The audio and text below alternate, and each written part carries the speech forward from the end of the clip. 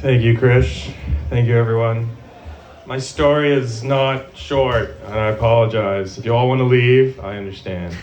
I wrote this as a school book report for some year, I forget. Anyway, so I'm going to explain what I'm about to read. The book I read was The Connecticut Yankee in King Arthur's Court. Mark Twain's character. Hank Morgan brings many different technologies into the 6th century, along with soap.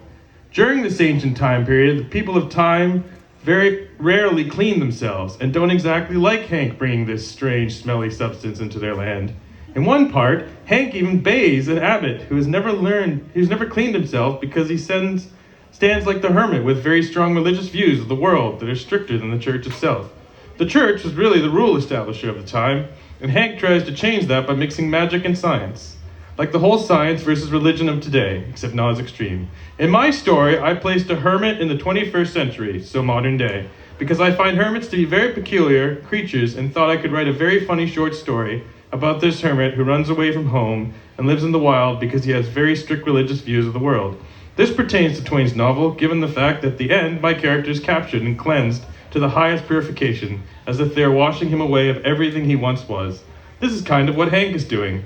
He finds the 6th century so far stuck in the past, and they have rules that he finds have no base to them, and are very illogical, like hanging for the sake of hanging. He enforces soap upon them to portray them as silly characters, and to wash them away from their connections with the church. This is why I've written this short story. Now here's the tale.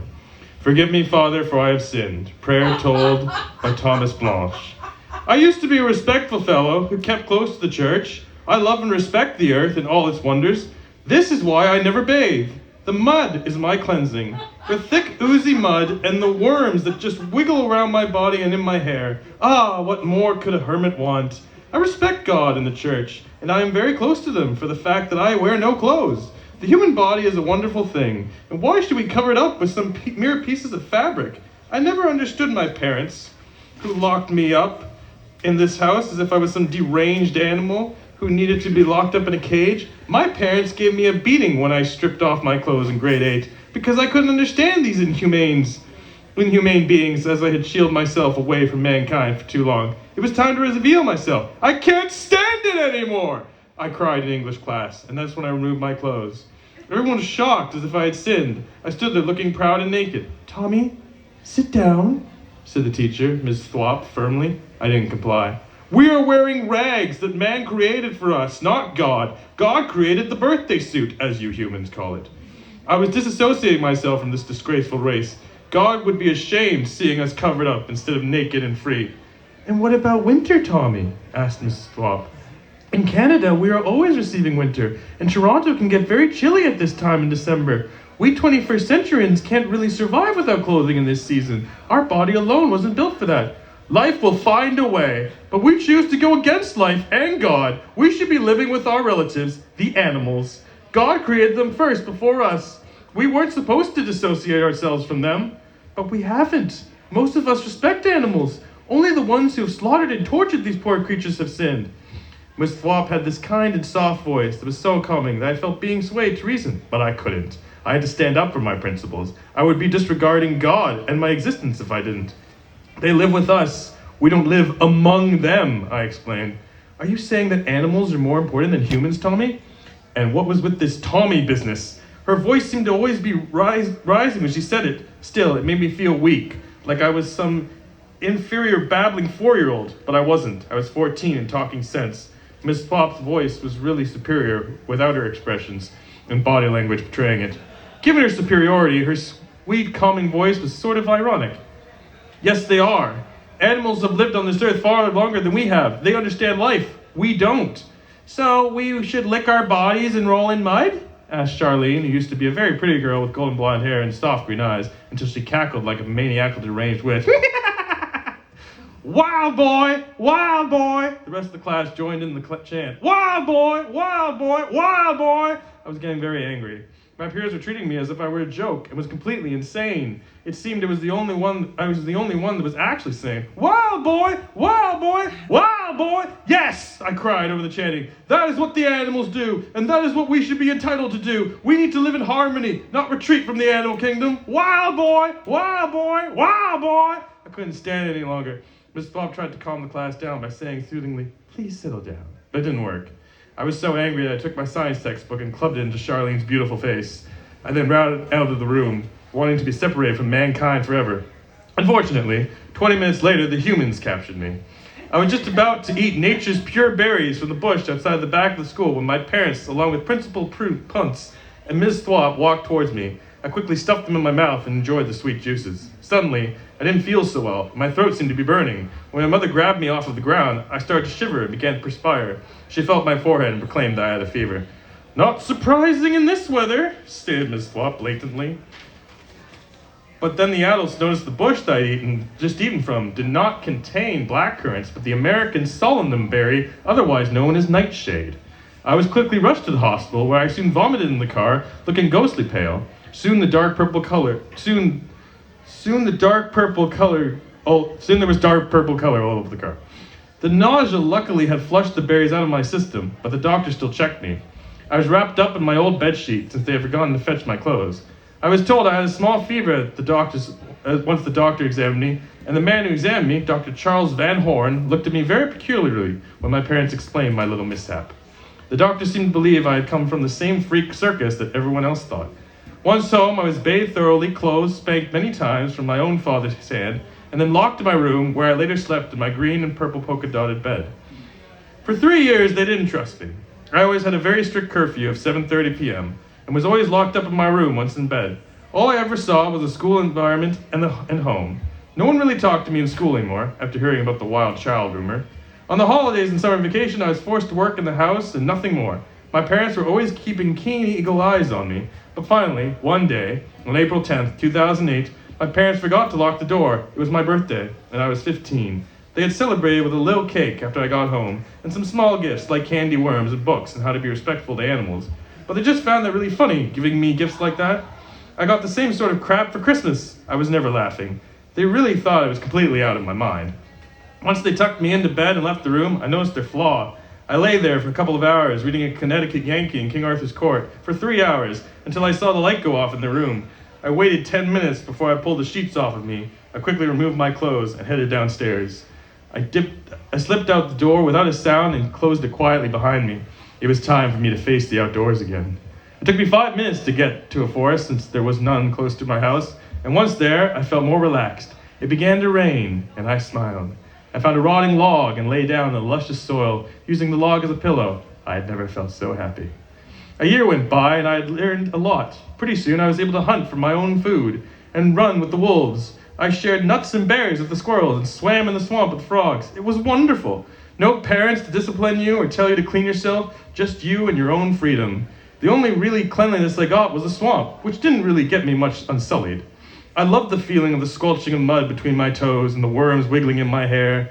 Many animals had made habitats in my body, like spiders, worms, and other small creatures. I was helping the animals, along with myself. Life was great. All I ate were berries and nuts, because I felt the Lord would not want me to kill another animal, because I would like them to live. But I wasn't going to stop other animals from killing. It was in their nature. My blonde hair had grown very long, and I'd grown very skinny, but didn't mind. When it snowed, I had learned to cope. I smeared myself with layers upon layers of mud to insulate myself with extra heat. I would sometimes lie in the mud just to get warm. When the earth began to freeze, it got more difficult. Sometimes my long hair would keep me warm, but it didn't cover my entire body. A few wolves had died while I had stayed in the forest, so by using a sharp rock, I removed their furs and applied them to my body to keep warm. The wolves respected me more for that. People had wandered all over the forest since it was a common place to visit. I had never seen a few people that I had once known, like my fellow classmates, but I don't think they recognized me. There were even some illegal hunters killing wolves. I tackled a few, and they soon fled from the stench of the sight of me. But sometimes they did get one. A few of the wolves had been shot dead by a hunter, but I soon blocked the hunter's path because he could get to them before he could get to them. I hadn't lost my English though. I still thought and sometimes spoke out loud in English. But when I was with the wolves, I howled, barked, and growled, or at least tried, and I'm pretty sure they understood. Surprisingly, my parents had never seen me in the forest. I had seen them alongside some police officers who were walking down the small dirt path carrying flashlights. When I saw them, I always ran away and hid in the trees with my fellow wolves. They had come many times, obviously looking for me. My parents looked very worried, but I was never going back. After a while, the searchers disappeared. I had no idea how they had alerted the city about my disappearance, but obviously they hadn't. They hadn't mentioned a wild boy. Or maybe the people they had seen, or maybe the people that had seen me hadn't put the two together. Or maybe they had seen the signs, knew who I was, but knew there was no hope for me. I had no idea. But I didn't care why I hadn't been seized. I respected the humans for disregarding me. I thought I had taken myself away from the world of humans, but it seemed they had just given me a break. Just when I thought I had separated myself from my parents, they happened to find me. I was chasing Squiggly the squirrel. I had named him that because of his squiggly tail. I named the animals. It was one of the existing human qualities that had stayed with me when I saw them. My parents were walking hand in hand when I saw them. They seemed to be very happy, but I could tell that they missed me. They must have been pretty surprised when my mother tripped over my naked 16-year-old body and went flying into the earth. My father nearly fainted seeing me. He looked very happy, but also covered his nose from my offensive putrid odor. When you lived in the forest as long as I had, you got used to your own aroma. But my dad couldn't stand it and vomited into a tree all over my little house I had made of sticks, leaves, and mud. He helped my mother from the ground where she too covered her nose. They tried to smell their clean hands from the smell of the air I was in.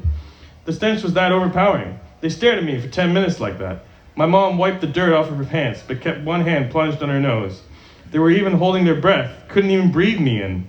They didn't even speak, afraid of something horrific occurring if they did. My father looked at my mother, nodded towards her, and then disappeared farther into the woods. My mother was a very pretty woman with blonde hair and dark green eyes, but I couldn't stand the sight of her right now, nor could she stand the sight and smell of me. Soon my father came back and nodded towards my mother. He had coarse brown hair, sharp hazel eyes, which seemed to be very serious right now. My mother nodded back in agreement. All the silence was confusing me. I didn't know what to make of it. There were sirens, and suddenly I realized they weren't holding me, so I decided to escape. I wasn't letting myself get taken back to that treacherous life. My father saw this act of flight and tackled me to the ground. He kept me pasted to the thick mud, and until the police threw a net over me as if I was some crazed animal. I did try to fight back, but it did no good. My parents opened their mouth for a few minutes once I was trapped. "Throw him in the lake! Throw him in the lake!" The police nodded. They were prepared for me, wearing latex gloves and nose plugs. They tied the net, and one of the officers threw me over their back like a sack, as if they were Santa Claus delivering toys for the children for Christmas, even though now was the summer. As much as I thrashed and protested and did no good, the humans had got me. The two police officers threw me into the back of their cruiser and then got into the front seats. I could see my parents climb into their car. It was a blue Honda Civic. Police then turned on the ignition and drove down the road heading towards Lake Ontario. Once there, they grabbed my helpless body out of the back seat and carried me down the dock towards the lake. The officer then snipped the knot with a pair of scissors and threw me into the lake. The cold water hit me as if my whole life had just been butchered in Earth's water. I soon saw the police come back, carrying buckets of soapy water and a few bars of soap. They stripped off their clothes so they were only standing in their boxer shorts, removed their shoes and socks, and dove in. They grabbed me and began scrubbing. I cried in pain as they tortured me. I was violated all over my body as they scrubbed everywhere. Everywhere! Soap! I couldn't be scrubbed with soap!